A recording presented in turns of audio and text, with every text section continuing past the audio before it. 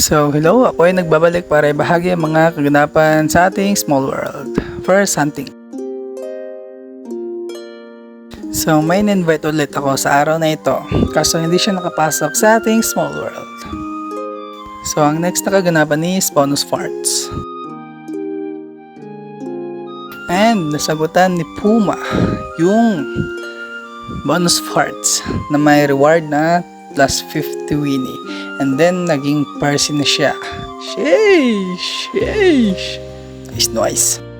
So update sa moment na ito. Puma plus 50 Winnie. And congrats for being a Percy. So marirelease yung poster mo sa December 1st. So boom! Extra baby!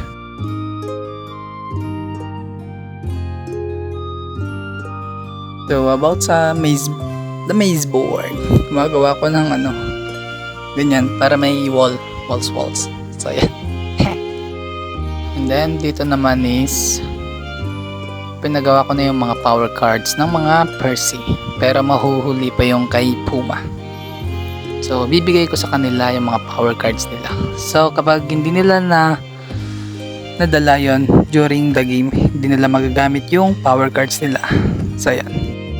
And kapag nawala din nila yung power cards nila, kung gusto nila ulit magpagawa, may bayad na.